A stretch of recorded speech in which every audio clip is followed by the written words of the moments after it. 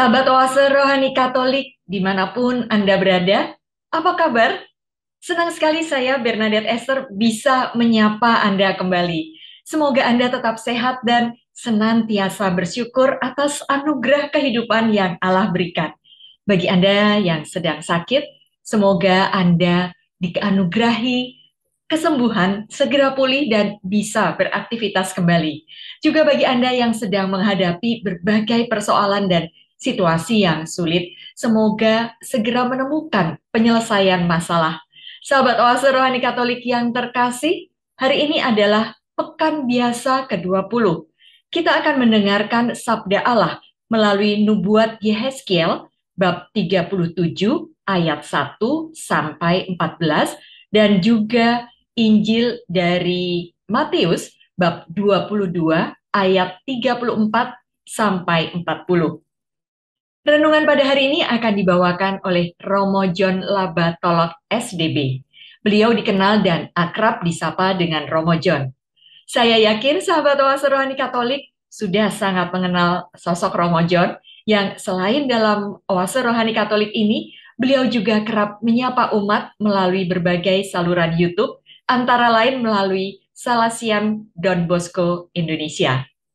Syukur kepada Allah di antara berbagai aktivitas dan kesibukan Romo John, beliau masih menyempatkan diri hadir di sini untuk menyalurkan berkat dan rahmat Tuhan.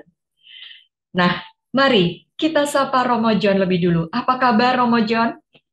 Halo Mbak Bei, kabar saya baik-baik. Saya juga berharap Mbak Bei juga para pemirsa Oase Rohani Katolik juga baik-baik semuanya. Ya, baik. Sahabat Oase Rohani Katolik yang terkasih, mari kita awali acara ini dengan doa pembuka. Romo John akan memimpin doa. Silakan Romo. Marilah kita berdoa. Dalam nama Bapa dan Putra dan Roh Kudus. Amin. Allah Bapa, sumber kehidupan, Engkau menghendaki kami selalu membaharui diri dengan daya roh-Mu.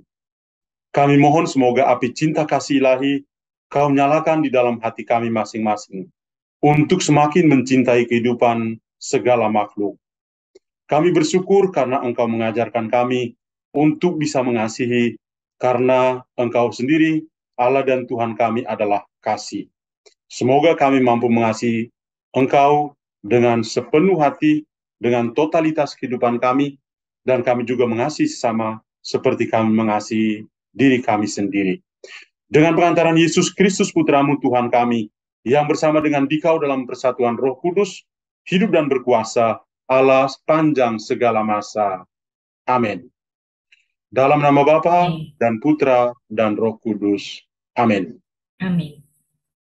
Sahabat Oase Rohani Katolik yang terkasih, antifon pembuka, aku hendak memuliakan Tuhan selama aku hidup dan bermazmur bagi Allahku selagi aku ada. Bacaan dari Nubuat Yehezkiel. Pada suatu hari, kekuasaan Tuhan meliputi aku, dan Ia membawa aku keluar dengan perantaraan Roh-Nya dan menempatkan daku di tengah-tengah lembah. Lembah ini penuh dengan tulang-tulang. Ia membawa aku berkeliling melihat tulang-tulang itu. Sungguh, amat banyaklah tulang-tulang itu berserakan. Semuanya amat kering.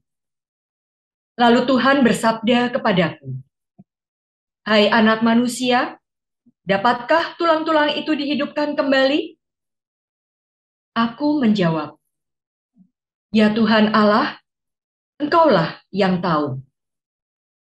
Lalu ia bersabda kepadaku, "Bernubuatlah tentang tulang-tulang itu dan katakan kepadanya, 'Hai tulang-tulang kering, dengarlah sabda Tuhan.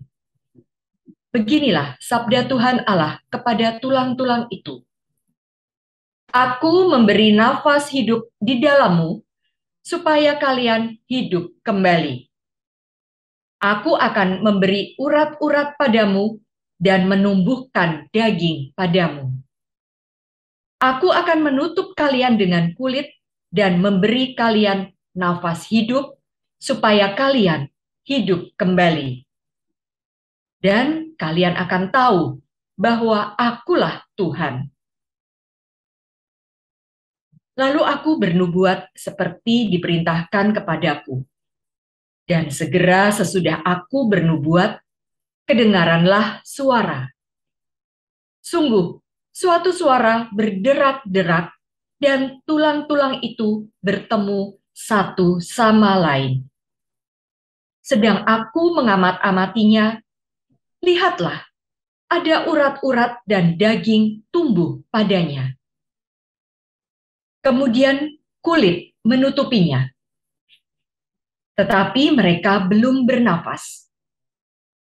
Maka Tuhan bersabda kepadaku, bernubuatlah kepada nafas hidup, bernubuatlah, hai anak manusia, dan katakanlah kepada nafas hidup itu, beginilah sabda Tuhan Allah. Hai nafas hidup, datanglah dari 4 penjuru angin, dan berhembuslah ke dalam orang-orang yang terbunuh ini, supaya mereka hidup kembali. Lalu aku bernubuat seperti diperintahkan Tuhan kepadaku. Dan nafas hidup itu memasuki mereka, sehingga mereka semua hidup kembali. Mereka tegak berdiri seperti pasukan tentara yang sangat besar. Kemudian Tuhan bersabda kepadaku, hai anak manusia, tulang-tulang itu ialah seluruh kaum Israel. Sungguh, mereka sendiri berkata, tulang-tulang kami sudah menjadi kering dan harapan kami sudah lenyap. Kami sudah hilang. Maka bernubuatlah dan katakanlah kepada mereka, beginilah sabda Tuhan Allah. Sungguh, aku akan membuka kubur-kuburmu dan membangkitkan kalian dari dalamnya, hai umatku. Dan aku akan membawa kalian ke tanah Israel. Dan kalian akan mengetahui bahwa Akulah Tuhan pada saat aku membuka kubur-kuburmu dan membangkitkan kalian dari dalamnya. Aku akan memberikan rohku ke dalam kalian, sehingga kalian hidup kembali, dan aku akan menempatkan kalian di tanahmu. Dan kalian akan mengetahui bahwa Aku, Tuhan, yang mengatakan dan membuatnya. Demikianlah sabda Tuhan. Syukur kepada Allah.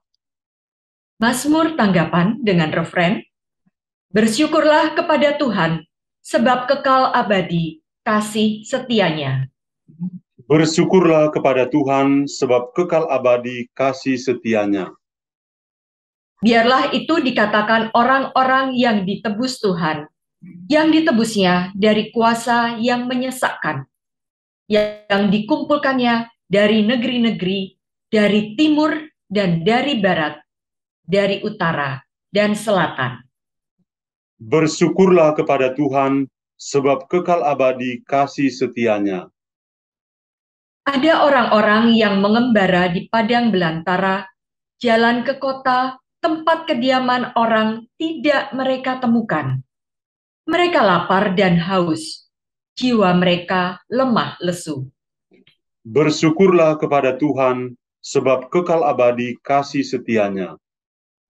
Maka, dalam kesesakannya, berseru-serulah mereka kepada Tuhan, dan Tuhan melepaskan mereka dari kecemasan. Dibawanya mereka menempuh jalan yang lurus, sehingga sampai ke kota tempat kediaman orang. Bersyukurlah kepada Tuhan, sebab kekal abadi kasih setianya.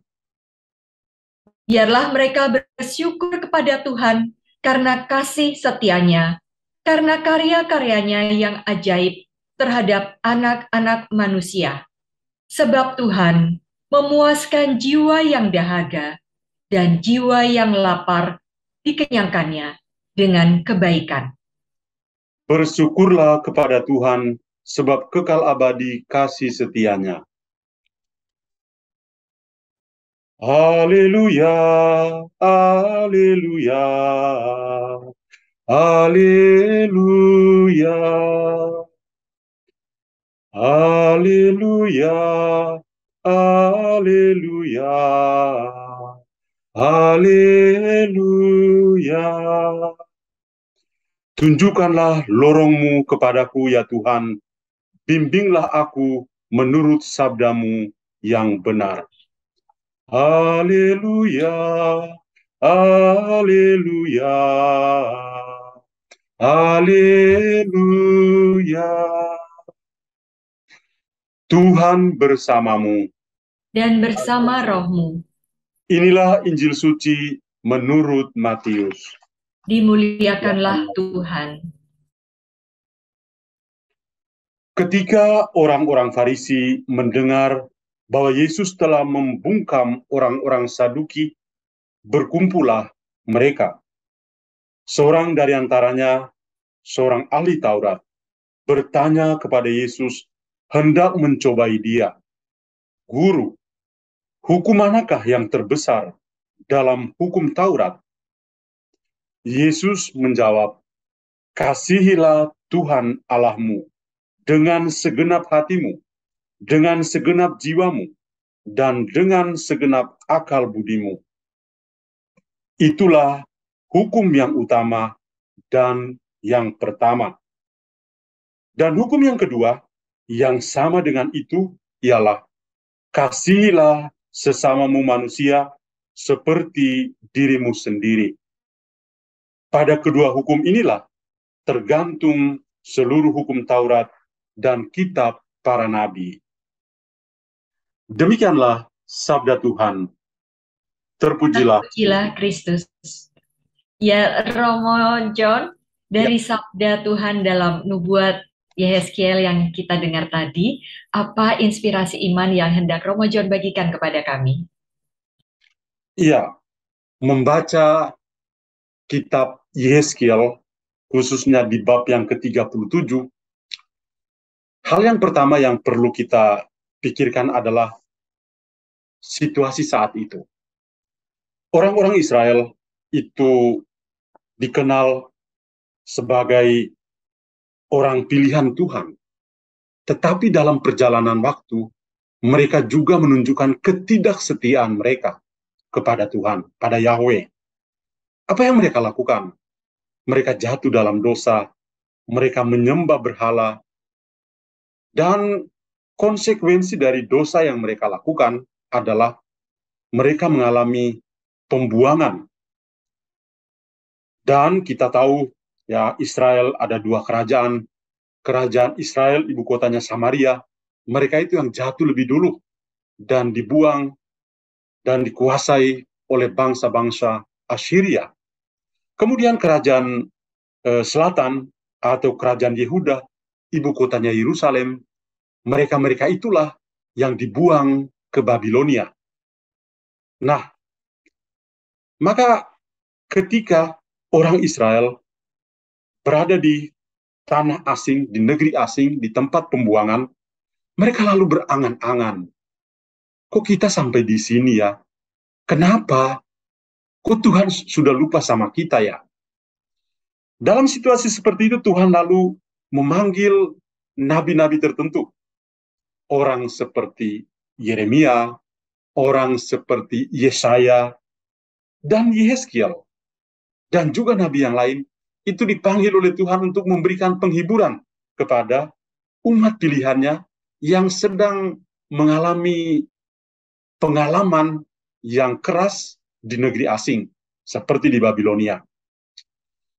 Kalau kita membaca Yesaya, di sana dikatakan, Tuhan sepertinya lupa, maka Tuhan dalam Yesaya bab 49 ayat 15, di sana dikatakan, dapatkah seorang ibu yang melahirkan anak melupakan anaknya? Dia bisa lupa, tapi aku tidak akan melupakan engkau. Ini satu bentuk hiburan yang diberikan kepada orang Israel. Yehezkiel dalam teks yang tadi kita kita dengar bersama, itu melihat bahwa ketika orang Israel itu jatuh dalam dosa, konsekuensinya adalah kematian. Pengalaman tinggal di negeri asing di Babilonia itu sama atau boleh dikatakan itu adalah sebuah pengalaman kematian. Dan itu disimbolkan dengan tulang-tulang yang kering, yang berserakan, dan ketika Yehezkiel dikuasai oleh roh Tuhan dan melihat-lihat di sekeliling itu, tentu menakutkan kalau kita membayangkan ya, yang kelihatan hanya rangka-rangka tulang yang berserakan. Dan pada saat itulah Tuhan menunjukkan kasih-Nya. Dia mengatakan kepada Yehezkiel supaya bisa bernubuat, supaya tulang-tulang yang kering itu bisa hidup kembali. Maka Yehezkiel mentaati apa yang Tuhan kehendaki. Kenapa? Karena dia adalah utusan Tuhan. Tapi hebatnya Yehezkiel adalah apa? Ketika Tuhan katakan seperti itu, dia mengatakan, Tuhan kan yang tahu. Kalau Tuhan yang tahu, Tuhan yang punya kuasa, oke, saya akan lakukan itu. Saya akan bernubuat atas namamu. Maka Yehezkiel lalu bernubuat dan tulang-tulang itu mulai bergerak dengan suara yang tentu menyeramkan, ya. Kita membayangkan seperti itu. Muncullah daging-daging sampai kulit dan terbentuklah makhluk yang baru. Dan yang terakhir yang diberikan oleh Tuhan adalah nafas. Kita lalu membayangkan seperti dalam kisah penciptaan manusia ya. Terakhir Tuhan memberikan ruah Elohim, ya, memberikan rohnya untuk bisa menghidupkan makhluk itu. Apa yang dialami oleh Yehezkiel juga sama. Tulang-tulang kering itu akhirnya menjadi hidup kembali. Dan menarik sekali ketika pada bagian terakhir dari bacaan pertama kita mendengar, sungguh aku akan membuka kubur-kuburmu dan membangkitkan kamu, hai umatku, dari dalamnya. Dan aku akan membawa kamu ke tanah Israel. Dan kamu akan mengetahui bahwa akulah Tuhan. Pada saat aku membuka kubur-kuburmu dan membangkitkan kamu, hai umatku, dari dalamnya. Aku akan memberikan rohku ke tanahmu, dan kamu akan mengetahui bahwa aku Tuhan yang mengatakannya dan membuatnya. Demikian firman Tuhan. Jadi menjadi sangat jelas ya, Tuhan ya menyadarkan umat Israel yang ada di negeri asing di Babilonia, dan terjadi ya janji Tuhan terwujud ketika mereka akhirnya pada zaman Kores, mereka semua diinstruksikan untuk kembali ke Sion, dan banyak di antara mereka yang kembali ke Sion. Apa yang dikatakan oleh dalam nubuat Yehezkiel ini sungguh terlaksana. Orang-orang Israel akhirnya sebagian besar itu kembali ke Sion, dan sampai di Sion di Yerusalem mereka membangun bait Allah, mereka akhirnya mewujudkan persekutuan dan kasih kepada Allah. Tapi inti dari apa yang kita dengar dari bacaan dalam kitab Yehezkiel ini adalah kasih. Belas kasih Allah itu begitu berlimpah. Manusia meskipun berdosa, dan mati, bahkan sangat ekstrim, sampai menjadi tulang yang kering dan berserakan, tapi kasih Tuhan itu terlalu besar. Dia bahkan menjadikan mereka sebagai ciptaan yang baru, memberikan hidup mereka yang baru, memberikan nafas, ya, rohnya dia berikan dan menghidupkan mereka. Jadi kasih Allah, belas kasih Allah begitu luar biasa kepada orang berdosa, dan keselamatan ada pada mereka. Itu kiranya inti dari bacaan pertama ini. Ya, Romo John, luar biasa ya Romo, bahwa Ya. konsekuensi dosa adalah kematian, dan di sini diperlihatkan bahwa bila kita kita menjaga jarak atau menjauh dari Tuhan, yang berarti kita hidup dalam dosa, kita tak ubahnya seperti tulang-tulang kering tadi ya Romo. Betul. Tulang-tulang kering dalam bahasanya Yehezkiel itu memang yang dimaksudkan adalah orang-orang Israel yang berdosa. Mereka yang tidak setia kepada Yahweh, Dan mereka itu, ya katakan konsekuensi dari dosa adalah memang mereka eh, apa akan mati. Tapi Tuhan menunjukkan belas kasih kepada mereka dan berikan kehidupan. Ya, Romo John, luar biasa renungan yang Romo sampaikan kepada kami. Sungguh meneguhkan bahwa hanya kasih dan kuasa Allah yang dapat mengubah tulang kering berserakan menjadi manusia baru dan Tepat sekali, mencintai Sang Penciptanya. tepat sekali itu. Biar bagaimanapun seorang manusia itu berdosa, tapi dengan kasih dan kuasa dari Tuhan, itu bisa mengubah manusia yang hatinya keras menjadi hati manusia yang mencintai, dari hidup yang lama, hidup dalam dosa, menjadi manusia yang baru. Baik, sahabat oase rohani Katolik yang terkasih, mari kita jeda sejenak untuk mengendapkan renungan yang sangat baik yang dibawakan Romo John tadi. Setelah jeda kita akan mendengarkan inspirasi iman dari Injil Matius. Tetaplah bersama kami.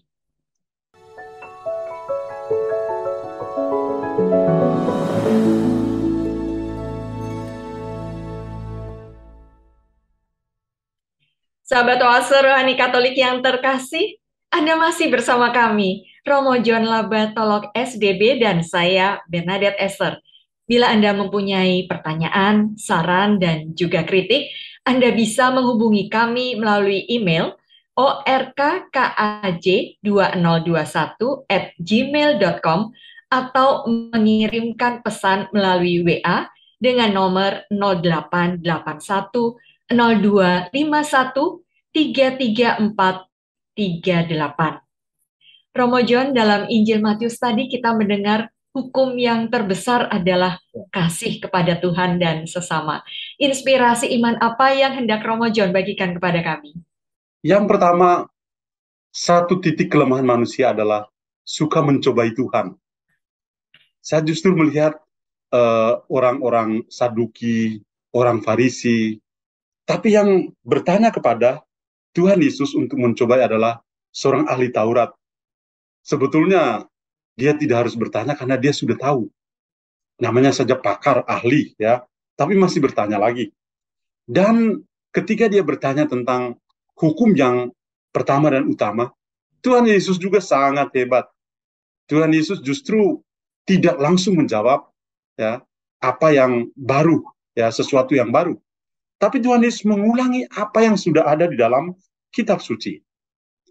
Ketika ditanya tentang hukum yang pertama dan utama, Tuhan Yesus justru melihat ya atau mengambil pesan yang sudah ada dalam kitab Perjanjian Lama, yakni kitab Ulangan. Ketika Musa berkata kepada umat Israel, ya, mengulangi perkataan dari Tuhan, Musa mengatakan seperti ini. Kasihilah Tuhan Allahmu dengan segenap hatimu, dan dengan segenap jiwamu, dan dengan segenap akal budimu. Kitab Ulangan bab 6 ayat yang kelima. Tuhan Yesus tidak mengatakan sesuatu yang baru. Karena ini ahli Taurat, dia ulangi apa yang sudah ada. Kemudian yang kedua, dia ambil dari kitab Imamat bab 19 ayat 18. Di mana di sana dikatakan, kasihilah sesamamu manusia seperti dirimu sendiri. Jadi manusia yang suka mencobai Tuhan, seperti ahli Taurat ini, ya boleh bertanya, tapi Tuhan sudah punya jawaban yang tepat, yang bukan sesuatu yang baru, sudah ada dalam kitab Perjanjian Lama, dan dipertegas oleh Tuhan Yesus sendiri. Dan ini menarik perhatian, karena ketika Tuhan mengatakan hukum yang pertama dan terutama, kasihilah Tuhan Allahmu dengan segenap hatimu, dengan segenap jiwamu, segenap akal budimu. Ini elemen yang terpenting dalam tubuh kita. Artinya totalitas ya kehidupan kita itu untuk Tuhan. Orang-orang Yahudi kalau di tembok ratapan mereka berdoa itu dengan gerak tubuh ya, dengan tangan kanan memegang kitab suci, lalu sambil membaca mereka bergoyang-goyang begini ya. Karena mau mengatakan ya seluruh hidup kita atau seluruh hidup manusia tertuju pada Tuhan. Ya. Lalu kita tidak bisa mengatakan bahwa kita mencintai Allah dengan totalitas hidup kita dan tidak mencintai manusia. Tidak. ya, kita ingat, kasihlah sama manusia seperti dirimu sendiri. Tapi kalau kita ingat kembali apa yang dikatakan oleh Yohanes dalam tulisannya, luar biasa. Dia katakan begini, kalau seorang berkata, saya mengasihi Allah, tapi dia masih membenci saudaranya, berarti dia seorang pembohong. Orang yang tidak mengasihi sama manusia yang kelihatan, tidak mungkin bisa mengasihi Allah yang tidak kelihatan. 1 Yohanes bab 4 ayat yang ke-20. Jadi, kalau orang mengatakan dia mengasihi Allah, dia bersatu dengan Allah, maka persekutuan dengan Allah yang tidak kelihatan itu harus diejawantakan atau diwujud nyatakan dalam hidup bersama dengan sama yang lain. Ketika saya mengasihi sama, saya ukurannya adalah sama dengan yang saya mengasihi diri saya sendiri. Dua hukum yang sama yang perlu kita wujudkan di dalam kehidupan kita. Jadi, itu kiranya isi dari bacaan Injil yang tadi kita dengar. Ya, Romo John, mengasihi Tuhan dengan tidak berbagi hati dengan yang lain ya, Romo. Harus total tanpa tawar-menawar. Iya, betul sekali. Karena kalau seorang mengatakan, saya kembali ke apa yang dikatakan bukan dalam Injil tadi, tapi dalam surat pertama Yohanes tadi ya. Kalau seorang mengatakan dia mengasihi Allah, tapi membenci saudaranya, artinya dia tidak mengasihi saudaranya, dia seorang pembohong. Bagaimana Tuhan yang tidak kelihatan itu dikasihi, sedangkan sesama yang kelihatan itu justru tidak dikasih, dibenci. Orang seperti Santa Teresia dari Kalkuta, dia mengatakan, pada wajah orang-orang miskin itu, saya melihat wajah Yesus, dan saya mengasihi mereka. Atau Santa Faustina, kalau kita membaca ya buku harian Santa Faustina, juga mirip ya, dengan mengatakan mengasihi sama itu, atau memandang wajah sama, saya memandang wajah Tuhan. Kalau saya mengasihi Tuhan, berarti saya mengasihi sama saya, itu. Ya. Ya, baik. Romo John, jadi bagaimana? Apakah ada benang merah, Romo, antara nubuat Yehezkiel dengan bacaan dari Injil Matius tadi, Ya, Romo? tentu sekali, tentu saja. Kalau tadi dalam bacaan pertama, yang kita renungkan adalah kasih dan kerahiman Allah bagi seorang manusia yang berdosa.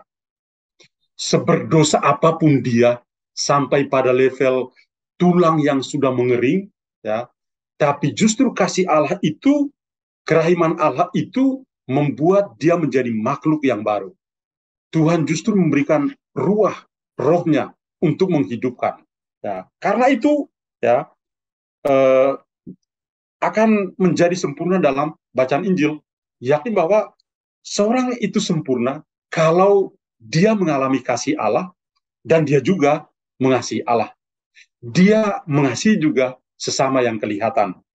Jadi antara bacaan pertama dan bacaan Injil, kata kasih dan kerahiman Allah itu menjadi kata kunci untuk mempersatukan bacaan pertama dan bacaan Injil.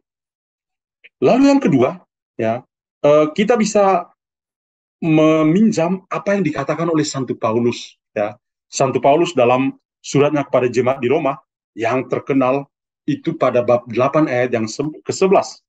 Di sana dia katakan begini, dan jika roh dia yang telah membangkitkan Yesus dari antara orang mati, diam di dalam kamu, maka ia yang membangkitkan Kristus Yesus dari antara orang mati, akan menghidupkan juga tubuh kamu yang fana. Itu oleh rohnya yang diam di dalam kamu. Peran Roh Kudus ini menjadi sangat penting. Maka kebangkitan badan adalah sebuah tanda kasih Allah bagi setiap pribadi. Ya, kebangkitan badan. Jadi kita melihat bukan hanya situasi hidup kita selama di dunia ini, pengalaman dikasih oleh Allah, disapa oleh Allah melalui sabdanya, tapi saya justru melihat kedua bacaan ini turut mengarahkan kita untuk melihat ke depan. Ya, seperti yang dikatakan oleh Paulus ini, bahwa memang ya yang namanya kebangkitan badan adalah sebuah tanda kasih Allah atau tanda kerahiman Allah yang luar biasa bagi manusia. Itu kiranya ya jembatan yang menghubungkan antara bacaan pertama dan bacaan Injil. Kasih dan kerahiman Allah itu menyelamatkan dan memberikan hidup yang baru. Dan yang kedua adalah bahwa kasih dan kerahiman Allah juga membuat kita sungguh merasa bahwa kita akan dibangkitkan karena kasih dari Tuhan sendiri. Itu. Terima kasih Romo John.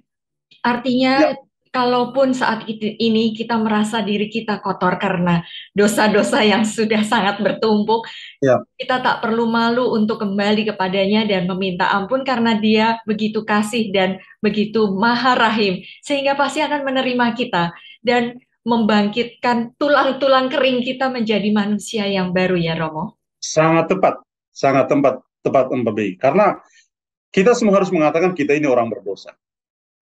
Dan karena kita mengakui diri kita sebagai orang berdosa, maka kasih dan kerahiman Allah itu akan menjadi nyata, akan menjadi sempurna dalam kehidupan pribadi kita. Apalagi kita ini adalah pengikut Yesus yang oleh Paus Fransiskus mengatakan bahwa Yesus Kristus adalah wajah kerahiman Allah yang kelihatan. Ya, Dia yang menghadirkan wajah kerahiman Allah. Kita pengikutnya dan kita juga kiranya bisa menghadirkan wajah kerahiman Allah itu kepada sama yang lain. Ya, Romo John, terima kasih atas renungan yang meneguhkan hati. Karena kita sudah dikasihi oleh Allah, maka kita juga harus mengasihi sesama kita dengan total ya Romo. Ya, Romo betul John dan sekali. sahabat Oase Rohani Katolik yang terkasih, kini kita sudah berada di penghujung acara. Kita akan mengakhirinya dengan doa penutup dan menerima berkat Allah melalui Romo John. Silakan Romo. Dalam nama Bapa dan Putra dan Roh Kudus. Amin. Tuhan Bapa dalam surga, pada hari ini melalui sabdamu, kami sungguh merasakan kerahiman-Mu. Kami orang berdosa, tapi Engkau tetap mengasihi kami. Engkau tetap mau memberikan hidup baru kepada kami. Mampukanlah kami Tuhan untuk bisa mengasihi Engkau lebih dari segalanya. Dan juga mengasihi sama seperti kami mengasihi diri kami sendiri. Tuhan, semoga kasih juga berlimpah dalam hidup kami. Berkatilah keluarga-keluarga untuk bertumbuh dalam kasih. Berkati kami semua untuk mengalami kasih-Mu dan mampu membagi kasih dan kerahiman-Mu juga kepada sama kami yang lain, terutama mereka yang sungguh membutuhkan, mereka yang sungguh sedang bergumul dalam kehidupan mereka. Semoga kehadiran kami meneguhkan kehidupan mereka karena kasih dan kerahiman-Mu. Terima kasih Tuhan, nama-Mu kami puji kini dan sepanjang masa. Amin. Tuhan bersamamu. Dan bersama rohmu. Semoga Allah yang Maha Kuasa memberkati saudara sekalian, Bapa, Putra, dan Roh Kudus. Amin. Amin. Sahabat Oase Rohani Katolik yang terkasih, dengan demikian usai sudah acara kita hari ini. Saya Bernadette Esther dan saya Romo John Laba SDB. Kami berdua pamit undur diri. Selamat melanjutkan aktivitas Anda. Sampai jumpa pada acara Oase Rohani Katolik edisi berikutnya. Salam. Terima kasih, Halo. Romo. Terima kasih banyak juga, Mbak Bey.